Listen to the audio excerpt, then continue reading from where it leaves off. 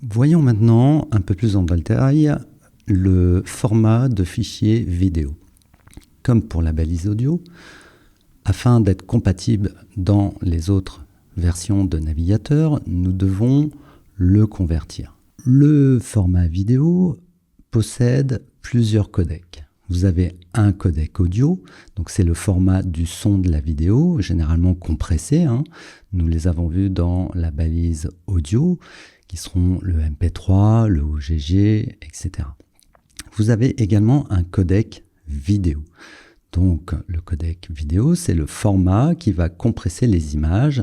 C'est là que les choses se corsent un petit peu, car ces formats sont un peu plus complexes et on ne peut pas toujours les utiliser gratuitement.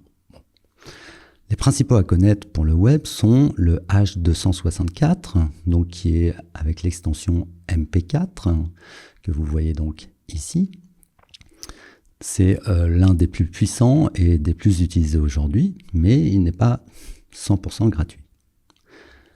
En fait, on peut les utiliser gratuitement dans certains cas, comme la diffusion de vidéos sur un site web personnel, mais il y a un flou juridique qui peut être un petit peu risqué de l'utiliser à tout va. Nous avons un deuxième format pour le web qui est l'OGG Theora. C'est un codec gratuit et libre de droit, mais moins puissant que le H264.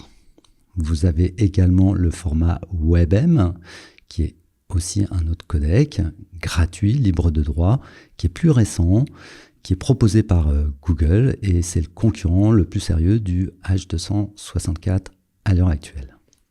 Donc, pour insérer ces différents formats, il faut donc effectuer la même manipulation que pour la balise audio, et donc rajouter une balise source. Pour rappel, le type n'est pas obligatoire en HTML5 et nous allons chercher notre dossier média avec le fichier nebula.mp4, le premier format de fichier, puis nous allons insérer les